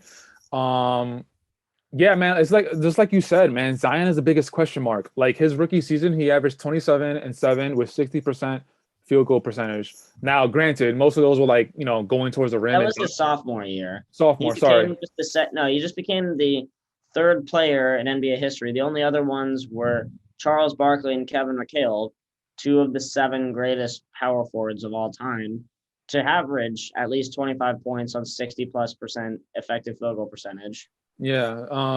That was for sophomore year, played 61 games. Um they have a lot of talent, man. And Zion, man, if he can stay healthy, that's the only thing. If someone would tell me by the end of the season Zion played 65 to 70 games and the other games he didn't play was like rest, I would be like, yo, they're going far this season. But obviously you don't know. Zion is just, I don't want to say he's injury prone, but he's had injuries and the way his body, like, and the way he plays, man, the way he jumps, my God, he just jumps out the building every time, yo. One of the players that I love, aside from, I gotta shout out my guy, Austin Reeves. Right after Austin Reeves, I think my second favorite bench player or whatever, Grand Theft Alvarado, Jose Alvarado, man. Last season, I love the way he plays, especially when the team inbounds the ball and he's hiding in the corner, and then he does that like sneaking up behind them and stealing the ball. I love this energy, and I was actually watching the Pelicans in preseason. Like he's added to his game. He's improved his shot. I see him put the ball on the floor a little bit more, and I feel like last season he was just known as like this hustle kind of Patrick Beverly pest, get under your skin type player. But watching him the last couple of games for the preseason, like I seen that he's added a little bit to his game, and I could definitely think that would help the team, especially with him coming off the bench, adds a little bit more depth to the team. I mean, you got Herb Jones, who was in the playoffs, was definitely one of the sensations, one of the most talked about players. Seeing how he really came on strong defensively. See the big I don't want to say big three because I hate throwing that term out a lot, but CJ McCollum, Brandon Ingram, and Zion Williamson, those three, and Brandon Ingram, like the way he's developed his game, like and being a consistent scorer nowadays, like that team could be very, very scary. So I have them at number 6 right now, but I could easily see them cracking the top 5. But I'm gonna keep them at number 6 for now. I have my number 5 team. I have them a lot higher than you. I got Dallas Mavericks on my number 5 team. So some of the pickups that they picked up Christian Wood and they picked up JaVale McGee, like you noted when you talked about the Dallas Mavericks. JaVale McGee was definitely a sneaky pickup. He was definitely one of the better players for the Phoenix Suns last season, being a really strong defensive anchor. He can add that to the Dallas Mavericks. Rim protection, Dallas Mavericks needed that last season. JaVale McGee compliment. He fixes that. Christian Wood, he's a question mark because he played in Detroit, he played in Houston, and he was putting up good numbers. But it was a bad team, so those good numbers were on bad teams. So are they really affecting the game? So he's a good player. Don't get me wrong, a big that can stretch the floor. He could put the ball on the floor. He could post up. He could do fadeaways. Like he has a good game, but I don't know if those numbers on Detroit and Houston are gonna convert into winning basketball games. We'll see. This is his season. I believe he's coming off the bench. Well, yeah. Which Planning is on having JaVale start to try and keep some of that same fortitude on that end that helped them become a really good team defense last season. yeah. I mean, Christian Wood coming off the bench, if he could play well this season, that's definitely a really, really good move, smart move by Jason Kidd. But like one thing I didn't like, watching him against Phoenix, like yeah, he was shooting threes and he was making them. I don't know if you saw this, but you see him do the Jordan shrug after I think he hit like 2 threes. Yep. Like, dude, what are you doing, bro? Like, no, you don't do that opening season. You do that in the playoffs, and you have not earned that type of credit to even think about doing a Jordan shrug. That's just like little things with me. I'm like, I don't like seeing that. Luka. Oh, my bad. Before Luka, Tim Hardaway Jr. coming back healthy. I've always loved Tim Hardaway Jr.'s game. Athletic, put the ball on the floor. Decent 3-point shooter. Adding that to the team that they had last season, I think it's a really good addition to the team. Now getting into Luka. Luka's a fucking monster, man. He's a monster, bro. Man, just some of the things he was doing against Phoenix and his footwork, the up and unders, the step back threes. One thing that I don't understand defenders doing, he always crosses over from right to left, and then he does that step back for the 3. I don't know, like by now, how do you not know that? Whenever he crosses over from right to left for the step back, you know he's going for a shot. Just like obviously it's hard because he's a really good player. He's an NBA player, but like that's something that players should know going into the game. That's just me. I definitely think he's going to be top 3 in MVP contention this year. Conversation. Where he lands within those 3, we'll see. But I'm comfortable with having the Dallas Mavericks at 5. I don't know. I don't think they're going to go any higher or any lower. We'll see. All right, my boy. You're number 4. You're number 3. Let's get it. Number 4, I have the Los Angeles Clippers. I don't expect Kawhi and PG to play as much as people expect this season. I also am not really, and this is even before I made these predictions, before last night's game and seeing what this team would become. I expect the team to be very deep, and that may actually get them into some trouble in terms of getting Kawhi and PG the minutes they would need in order to finish higher in the regular season. But I think this is also one of those teams that knows that game 1 through 82 is not their measuring stick. It's game 1 through 100. And where they finish in the playoffs is obviously way more important. But as a forecasting for the regular season and where they would finish, I expect them to be the 4 seed. They're still one of the best, if not the best, coach teams in the league. I still struggle with the idea that Ivica Zubac is still your center, starting center, and that's going to get you into some trouble on the boards as well as their ability to defend inside. So the teams that I still have ahead of them in the Western Conference, I think are going to be top to bottom, more motivated to do well in the regular season, even if they're not necessarily the better teams per se. Before we move on to your number 3, because I have Clippers at number 4 as well, so I want to give my input. Okay. Yeah, they're a really deep team, and like you said, that could probably hurt them. But I think it could hurt them because Ty Lue is gonna have a really important job of knowing who to go towards like crunch time of the game, and he has good players, man. He has Norman Powell, he has Nick Batum, he has Reggie Jackson, he has Terrence Mann. Those are just players. Luke Kennard. Luke Kennard is going to be their sharpshooter. Yep. Yeah, man. He has a lot of players to choose from, and I don't think that's easy to have your solid 6, 7 guys that you're consistently going to. Like he's gonna have to like change it up every once in a while, and I think that could affect them. I got the Clippers at 4. I'm getting into my fucking Kawhi spiel, yo. So go for it, because I still have him as the 8th best player in the league, but obviously that can't still be the case if he's coming off of the bench. Yeah. Okay. So if you listen to the last podcast, I have a friend in LA. His name is Steph. He's the number 1 Clipper fan. I'm talking to him right now. I'm talking, Micah. Yeah, I'm talking to you, obviously, but I'm also talking to him. So, Steph, if you hear this, pay attention. The fact that Kawhi and Paul George are the 2 best teams, or hailed as the 2 best players on the team, I think you guys really fucked up. And this year, especially being the 4th season, being the ultimate last chance for you guys to make any noise. At this point, making the conference finals is not enough. Making the finals is not enough. They have to win the championship for me. It's championship or bust this season? It's championship or bust for the Clippers. Yes. Making it to the finals is not enough because they put their chips all in with Kawhi and Paul George. Paul George, they gave up. We talked about him earlier. They gave up SGA. He was one of the talented up-and-coming players everybody was able to see. If they kept him, the Clippers would have. I think the Clippers would have built their team a lot more better with more. They just would have built their team a lot better. I'm not saying that they have done a bad job because they haven't, but I think giving up, especially with those draft picks, giving up for PG-13, I think was a really dumb move. I didn't like it at the time, and obviously it's kind of proven that it was the wrong choice because they haven't done shit. They made it to the conference finals. Okay, congratulations. You get two rounds of applause, but like, okay, you got that monkey off your back. Great, get it off your back. Now, making it to the finals, I think the consensus around the league that I don't think making the finals is going to be enough with the amount of stuff that you put. The amount of stuff that you put into the Paul George trade, the amount of stuff that you give in Kawhi as far as load management, as far as him, again, not playing as much, as far as him taking time off, like you given them everything that you wanted. Now you need them to fucking flourish and you need them to produce. And on top of that, you put a really, really good team around them. Like there's no more excuses. Going down being up 3-1 in the series, losing, There's no more excuses. You can't do that. It has to be winning a championship or bust, which I don't think they're going to win the championship. So I think it's a bust. And I think that since they're not going to win the championship, I think that this is a really, really horrible, big disappointment for the Clippers. And yeah, I don't have Kawhi in my top 10 because he just doesn't play. And looking how they're going to use him this season, especially for the first half of the season, he's going to be coming off the bench. They're going to be watching his minutes. They're going to load manage him.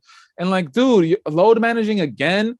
Like you're depending on someone who's not dependable.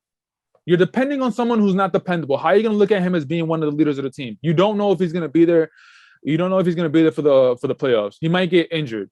Like, come on, man. And Paul George too. Paul George is injury prone, and when he's not injury prone, he has questions as far as like in crunch time. Last season he proved finally that he can actually produce during crunch time in the playoffs. But before that, remember down 3-1 when he was hitting the side of the backboard on 3-pointers? Like, bro, what are you doing? In Oklahoma City with Russ, they lost to Portland in the first round, and they were favored in that season with Melo as well. Bro, what are you doing? Like, they have a lot of questions, man. And for me, Clippers, it's championship or bust. They have to win the championship. Steph, if you hear this, get at me. I know we're in the group chat, but get at me on Twitter, get at me on texting, Instagram, whatever you want to do. Holla at me, bro. Kawhi, you better win the championship. If not, you're a fucking bum, bro. Oh my God, dog. They get me so pissed, bro. Anyway. I hate to use the word bum because I know that it refers to somebody who has been struggling. For him, it's just more of an injury concern. I still see some of the player that I saw a couple of years ago before he tore his ACL that looked like, oh, wow, if the Clippers win the championship, then we're talking about him as potentially the number one player in the league. That obviously is not the conversation anymore. I would expect him to just get healthier and healthier over these first few weeks of the season until the point when he's playing a legit 32 to 36 minutes a game or so. Listen, man, the reason, obviously he's not a bum. I get it. I know. But I referenced him like that because let's take a look at his career real quick. When he won the championship when he won the finals MVP against Miami, he was still, I get it. He was one of the better up and coming young players on that team, but you still had Tony Parker. You still had Manu Ginobili. You still had Tim Duncan, three of the legendary players of the NBA. You had them, and Kawhi Leonard wasn't the focal point of the team. He was able to play off of them. Great. You won the finals MVP. Okay, cool. Kudos. Like, you got that. You got my respect. But I'm going to bring that up. Tim Duncan, Ginobili, and Parker. I'm going to bring that up. Winning the championship, Toronto. In that season, he held San Antonio Spurs hostage. He did not play for them. He did not play for them because he didn't want to risk his injury. He was doing load management for half of the season. They traded him to Toronto, and then he played Toronto. He played for the rest of the season. Great. But he was resting for the first half of the season, holding an organization as respectable as the San Antonio Spurs hostage. What do you like? What kind of a player are you, bro? You're not Michael Jordan, dog. I don't like he lost my respect with that. Like, you don't do that, bro. And you're not Michael Jordan. You're not someone that you can be like, I'm only gonna play on these days, during these games. No, bro. You're a pro athlete. You're paid to play. If you get injured, I get it. Okay. But don't abuse that. Don't abuse the power to prevent injuries. And he abused it. And then with Toronto, he had a lot of breaks. Come on, don't get it twisted. Klay Thompson, he tore his ACL. Kevin Durant tore his ACL, tore his Achilles. Don't get it twisted. If Golden State was healthy, Toronto would not have a chance. But they caught a really big break. No, Micah, they would not have a chance if Golden State was healthy. No, I'm not saying that they would have had a chance. I'm just saying that injuries have always been a part of the NBA playoffs. 100%. Say, for example, okay, last season, even in the Eastern Conference playoffs, if Tyler Hero doesn't get hurt, do the Heat win against the Celtics? Same thing with Chris Middleton. As we can say, yes, there are always going to be question marks that people have. To me, that championship is still legit in Toronto because Kawhi was arguably the best player in the entire league during that 6-week span. So, yes, that's where I would have stood on Kawhi. He's a 3-time first-team All-NBA selections, a 2-time Finals MVP. His resume stands for itself as one of the 30 greatest in NBA history. Now, where he ranks among those guys, whether or not he's better than, say a Scottie Pippen, for example, or do you think he's almost on the level of Rick Barry or John Havlicek. He's probably not quite on the level of Julius Irving. You know what the difference between all those players and Kawhi is? Let's hear it. All those players played. They played a lot. Kawhi picks and chooses when he plays. Like, dude, that's it with me, bro. Like, you pick and choose when you play. That's not a basketball player, bro. I get it. You're trying to prolong your career, you're trying to make money. I get it. But at the same time, the basketball player in me, like, you don't do that, bro. You play. Well, what's that? I get it. What's that Jets coach? The Jets coach, I think Herm Edwards. You play to win the game. Yes. Exactly. That's the infamous quote. But I think you were going to add a little bit more. I wanted to add a little bit more to the Kawhi thing real quick, but go ahead. You were going to add something.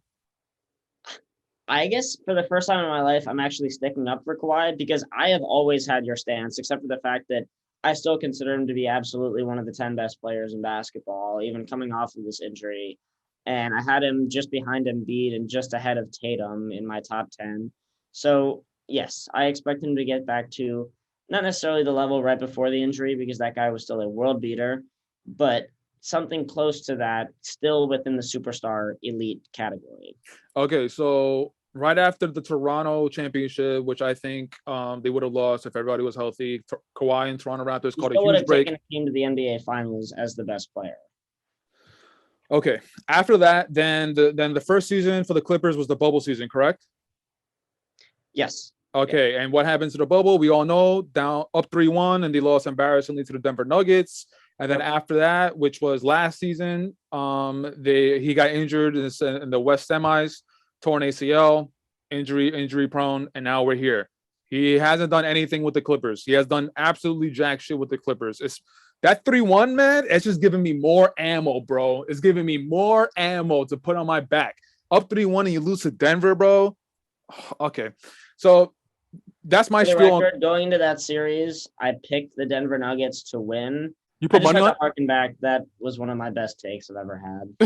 Did you put money on that? The Nuggets are going to win this series, even though they were heavy underdogs. Did you put money on that or not? I did. Yeah. Ooh, you went big, huh? 10 to win 70. Yep. I don't know what that means. I bet $10 and they had a 1 in 7 chance of winning, so I won 70 in return. Oh, that's not bad. Okay. Yeah.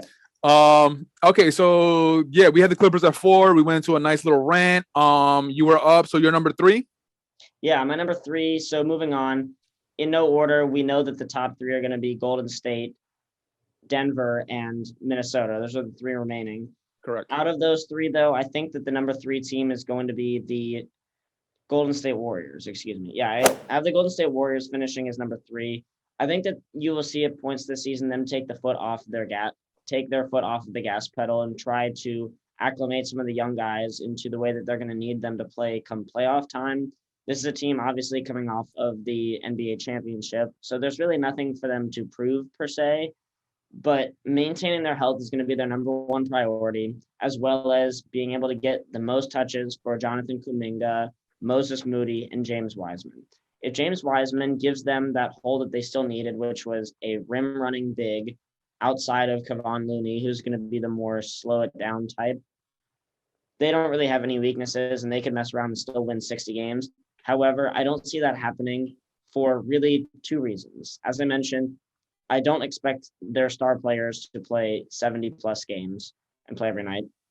I also can't look past the fact that this Draymond and Jordan Poole situation just happened.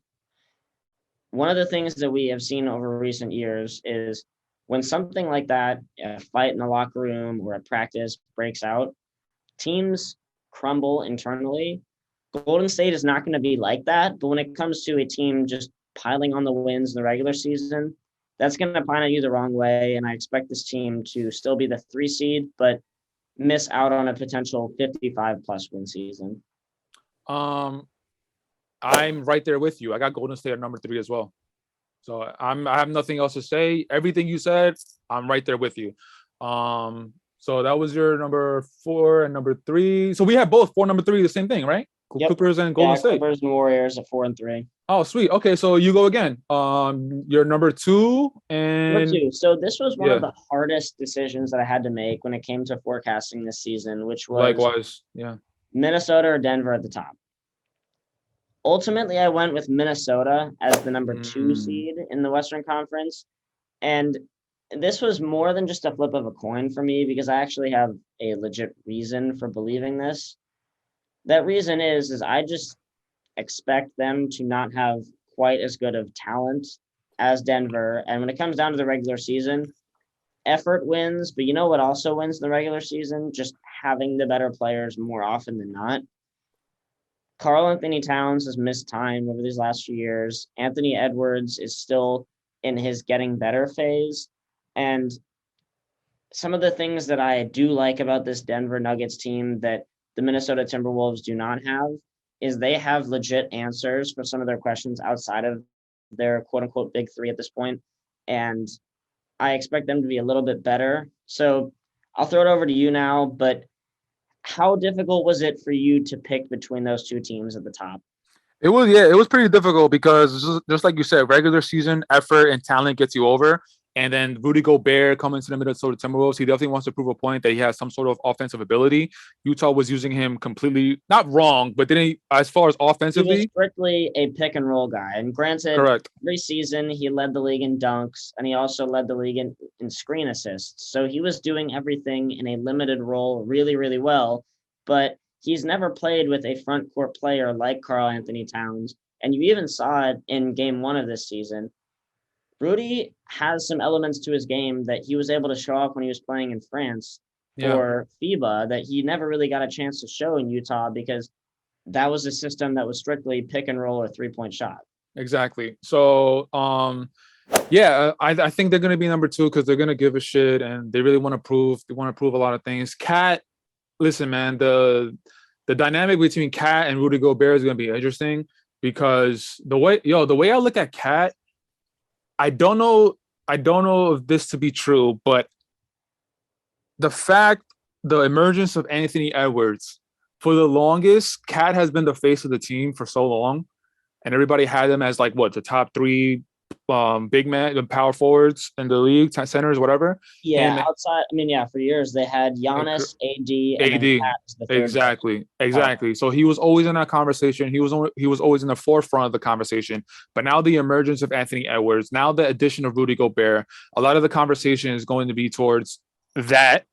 And the conversation is not really going to be towards Cat being the leader of the team because they have a lot of pieces on this team.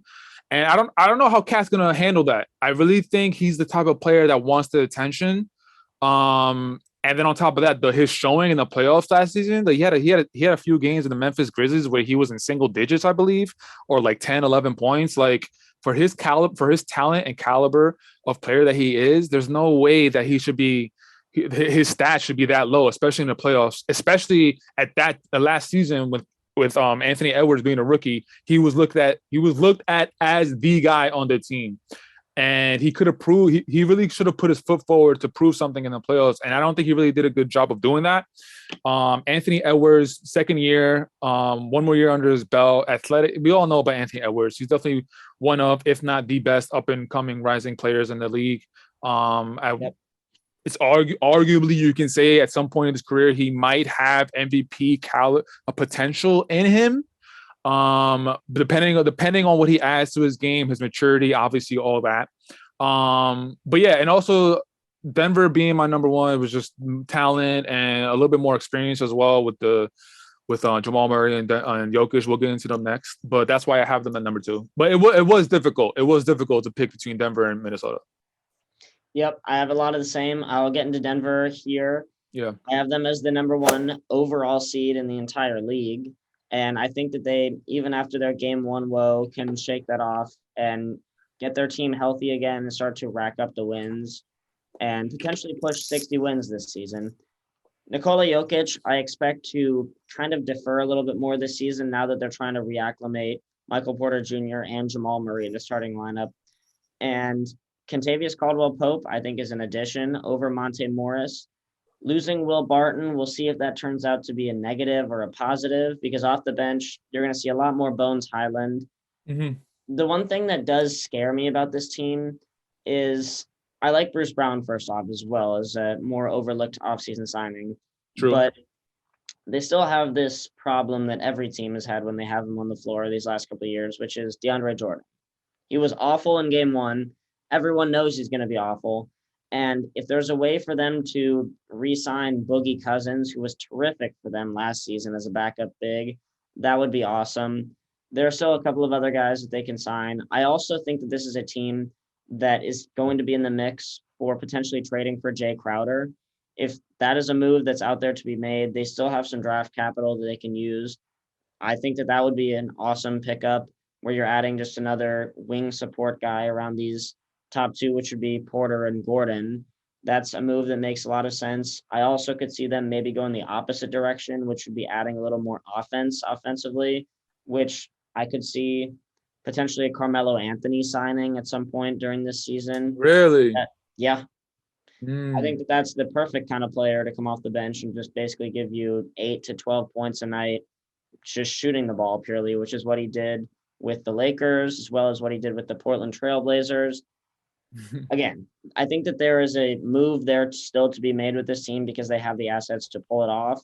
But that's more of focusing on the deadline and the playoff forecasting. But even for the regular season, they have everything that you could possibly need in terms of a potential number one overall seed. Question. So yeah, you talked about DeAndre Ayton being the backup big, and you said DeMarcus Cousins is still out there. Dwight Howard is still out there as well. True. That would also be something that really works, especially in a limited role. Who would you, DeMarcus or Dwight? I would probably go Dwight now that you mentioned that. And the reason that is Yeah, me too. I think adding a more defensive-minded backup big makes a lot of sense for a team that has a lot going for it offensively already. Yeah. To be able to balance things in a second unit that really doesn't have much size at all. Their best two players coming off the bench are going to be Bruce Brown, who granted is a really good defender against smaller guys, and Bones Highland, who is a run and gun kind of heat check guy, like you mentioned real quickly, similar to that. So I think adding a more defensive-minded presence and a guy that has won an NBA championship before, knows what it takes to go through the heart of the NBA playoffs, that would make a lot more sense now that you mention it. Yeah, I'm with you. Just to piggyback, I got Denver as well. One of the things I want to point out, Jamal Murray being the first season coming back from a torn ACL. When you come back from a torn ACL, we've seen this time and time again. Thankfully, I've never had that injury, but seeing the history of the NBA, you're never 100% that first season you come back. Everybody's always says that like you need like at least 2 years to fully feel like yourself again. I mean, I don't think that's the reason why they're not gonna like go far in the playoffs or anything. But Jamal Murray is the second best player behind Jokic on this team, and they need him in order to go far in the playoffs. And also, if we're projecting to be the number one seed, they need him to play well and be like his old self to be the number one seed. And I don't know, that's just something to keep your eye on. Jokic, I believe you said this in the last podcast. I'm just reiterating it. Jokic got 46 wins without Jamal Murray and MPG, and now he's adding those two players. Even though, man, MPG, question mark. He's a big question mark, man. He has a back injury, and back injuries are incredibly tricky, bro, if you're an athlete. Incredibly tricky, man. It could really derail your career.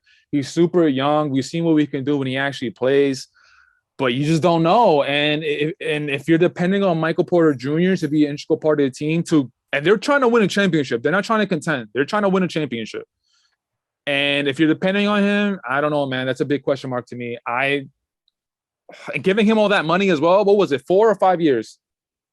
Do you remember? For MPJ, yeah, he got the full 5-year extension. Oof, my God, I would never do that. I think it was close to 200 million. So. Jesus Christ, good for him, man. Good for him, but Denver Nuggets. Yeah, it's obviously a huge risk if you're Denver, but that's one of the things that just having an up-and-coming potential star does in this league is it puts pressure on the organization to say this guy is or is not a max guy. And normally it's just a black or white decision that has to be made right on a whim. Yeah, it sucks that all those GMs are under pressure. You mentioned Kentavious Caldwell-Pope and also Bruce Brown, really good pickups, especially with Jokic, because those two players are really good cutters. And Jokic, we know to be like a brilliant fucking big man passer. He's one of the best I've ever seen. So I really think that's gonna help them once they gel and they get the chemistry right. Ish Smith, they picked up Ish Smith to be the backup PG coming off the bench. Doesn't really pop out to you. The name doesn't pop out to you, but Ish Smith is a veteran. He's been in the league for so long. I mean, he's definitely a journeyman. He's on his 13th team in 13 years. Yeah, he's definitely a journeyman, but he's a solid player. Like when you see him play, like he could definitely run the second unit. And he could take and make shots. Like I've said, I saw him in the preseason. Like he's a tough point guard. I've always liked him as a backup point guard. I would love to have him on my team if I had a team in the NBA. But yeah, man. So more of the same of what you said. I just sprinkled a few things in there. Denver Nuggets being the number 1 seed. Micah, we did it, my boy. We did it.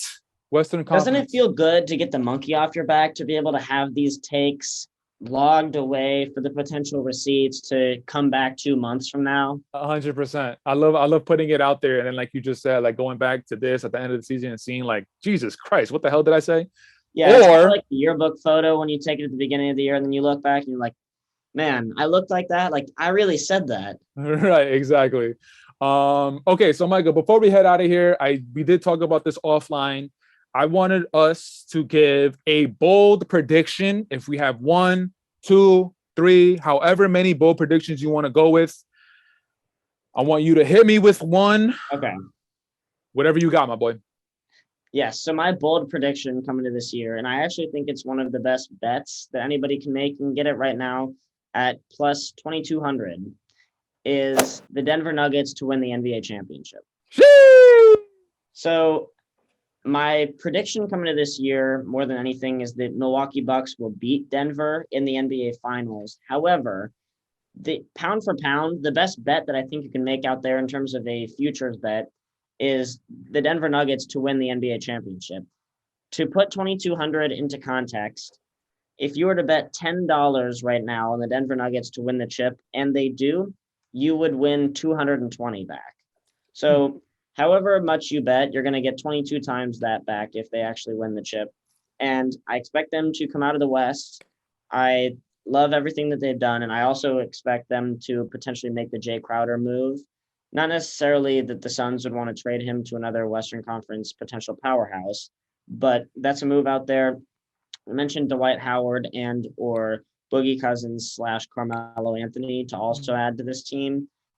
Any way that they can bolster a roster that's probably going to look at itself as we have 8 guys that we really like, but we're looking to add that 9th guy right before the playoffs to tune things up. That would make a lot of sense. But yes, more than anything, my bold prediction that the Denver Nuggets will win the NBA championship. That's good. That's definitely a good one. How about you? So my bold prediction, I was kind of within this podcast. It was Lakers are not making the play-in playoffs.